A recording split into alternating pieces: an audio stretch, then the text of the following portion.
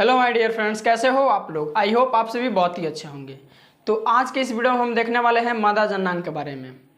जो भी डाउट आपका होगा इस वीडियो के माध्यम से वो सभी डाउट आपके क्लियर हो जाएंगे। ठीक है, तो यहाँ पे नॉर्मल सा एक डायग्राम बनाए हैं और इसके सभी पार्ट्स के नाम लिखे हैं। ठीक है, तो आइए सबसे पहले इसको देखते हैं, उसके बाद आगे बढ़ेंगे।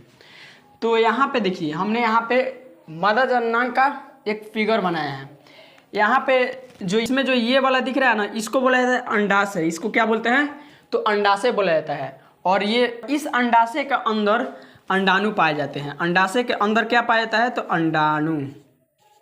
अंडाशय के अंदर क्या पाया जाता है? तो अंडाणु पाया जाता है। और यही अंडाणु जो होते हैं मादा की ओर से जनन की क्रिया में भाग लेते हैं। पुरुष की ओर से क्या भाग लेता है? तो शुक्राणु, और मादा की ओर से अंडाणु भाग लेते हैं। अंडाणु कहाँ होते हैं? तो अंडाशय में होते हैं। और ये वाला जो दिख रहा है ना, ये वाला, ये नली, ये जो दिख रहा है, इसको बोला जाता है फैलोपियन ट्यूब। इसको क्या बोला जाता है? फैलोपियन ट्यूब बोला जाता है। और ये जो दिख रहा है ये वाला भाग, इसको बोलते हैं गर्भाशय, और इसको योनि बोला जाता है। ठीक है, तो ये रहे मादा जननांग के सभी पार्ट्स। तो ये जो मादा जननांग होता है ना, ये 10 से 12 वर्ष की उम्र में, 10 से 12 वर्ष की उम्र में ये जो होता है परिपक्व होने लगता है। इसका अंडाणु जो होता है परिपक्व होने लगता है, और तभी से जो स्त्रियां होती है माँ बनने की क्षमता धारण कर लेती है। 10 से 12 वर्ष की उम्र में जो मादा जननांग होता है, इसमें जो अंडाणु होते हैं वो परिपक्व हो जाते हैं, और तभी से स्त्रियां माँ बनने की क्षमता धारण कर लेती है। ठीक है, महिलाओं में एक चक्र चलता है जिसे कहा जाता है मासिक चक्र। महिलाओं में क्या होता है? 10 से 12 वर्ष के बाद एक चक्र चलने लगता है जिसे मासिक चक्र बोला जाता है। क्या बोला जाता है? तो मासिक चक्र बोला जाता है, जिसे शॉर्ट में एमसी कहा जाता है। एमसी यानी कि मेंस्ट्रुअल साइकिल। एमसी मतलब मेंस्ट्रुअल साइकिल। ये जो चक्र होता है 10 से 12 वर्ष की उम्र में जो स्त्रियां होती है उनमें चलने लगता है यह चक्र। और इस चक्र के दौरान क्या होता है, यहाँ से अंडाशय से एक अंडाणु यहाँ पर आके रुक जाता है, और यह वेट करता है किसका?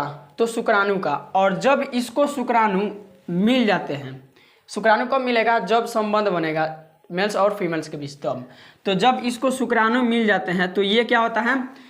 निषेचन करता है शुक्राणुओं के साथ, और भ्रूण, और निषेचन के बाद भ्रूण का निर्माण होता है। वह भ्रूण अमाशय की दीवारों में आकर चिपक जाता है, और यहीं पे क्या होता है?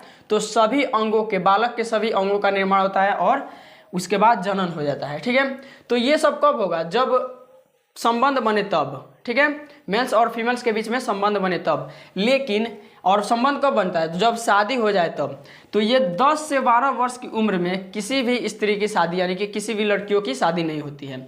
उस समय क्या होता है कि 10 से 12 वर्ष की उम्र के बाद एक चक्र चलने लगता है जिसे कहा जाता है मेंस्ट्रुअल साइकिल, यानी कि मासिक चक्र। ठीक है, ये जो चक्र होता है 28 दिनों तक चलता है। कितने दिन तक? तो 28 दिनों तक चलता है।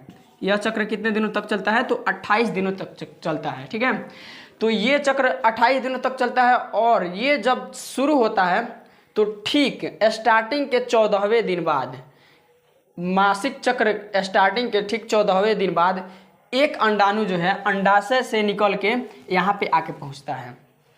28 दिन चक्र, मासिक चक्र कितना दिन चलता है? तो 28 दिन चलता है, और इसके स्टार्टिंग के ठीक 14 दिन बाद एक अंडाणु जो होता है अंडाशय से निकलकर यहाँ पे फैलोपियन ट्यूब में वेट करने लगता है। किसका? तो शुक्राणु का। ठीक है, तो कितना दिन बाद? तो 14वें दिन बाद। ठीक 14वें दिन बाद, ठीक 14वें दिन बाद क्या होता है? तो एक अंडाणु अंडाशय से निकलकर और शुक्राणु का वेट करता है। लेकिन 10 से 12 वर्ष की उम्र में किसी भी लड़की की तो शादी नहीं होता है। उस समय क्या होता है कि जब शुक्राणु नहीं मिल पाता है अंडाणु को, ये अंडाणु होता है ना, ये नष्ट हो जाता है। इस कंडीशन में क्या होता है? तो अंडाणु नष्ट हो जाता है। और इसके साथ साथ जब ये मासिक चक्र शुरू होता है तब ये अमाशय की जो दीवारें हैं ये क्या हो जाती है? मोटी हो जाती हैं। क्यों? तो ये मोटी हो जाती है इसलिए कि जब अंडाणु को शुक्राणु मिल जाएगा तब तो निषेचन का प्रक्रिया होगा, और निषेचन का प्रक्रिया होने के बाद भ्रूण का निर्माण होगा, और वह भ्रूण को विकास करने के लिए, विकास देने के लिए ये आमाशय की दीवारें क्या होती है, मोटी हो जाती है। क्योंकि जब निषेचन की प्रक्रिया होती है, भ्रूण का निर्माण होता है, तो भ्रूण कहाँ आके चिपकता है, तो आमाशय की दीवारों में, और यहीं पे सभी अंगों का निर्माण होता है। तो ये तैयार रहता है किसके लिए, तो भ्रूण को विकसित करने के लिए, ठीक है। और ये मोटी हो जाती है उस समय। तो जब नहीं मिल पाता है शुक्राणु अंडाणु को, तब इस कंडीशन में अंडाणु नष्ट होता है, इसके साथ साथ ये जो दीवारें होती है ये भी नष्ट होकर टूटने लगती है, ठीक है।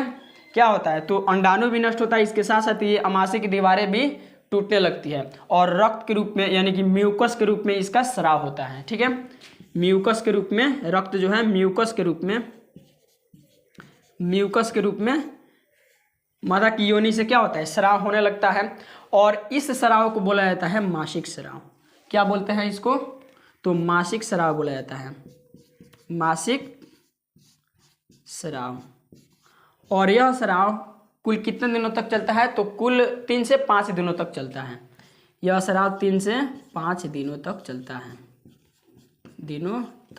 है, तो मासिक स्राव कितने दिनों तक, 3 से 5 दिनों तक चलता है। और ठीक फिर से जब मेंस्ट्रुएशन साइकिल चालू होता है, तब ठीक 14वें दिन बाद फिर यही प्रक्रिया चालू होता है। एक अंडा यहाँ से बाहर यहाँ पे आता है और शुक्राणुओं का वेट करता है, फिर नहीं मिलता है शुक्राणु, तो ये नष्ट होता है। इसके साथ साथ आमाशय की दीवारें भी नष्ट होती है, और म्यूकस के रूप में योनि से बाहर निकलता है, और 3 से 5 दिन तक यह जो है स्राव होता है। उसके बाद फिर ये मासिक चक्र दोबारा पुनः स्टार्ट हो जाते हैं।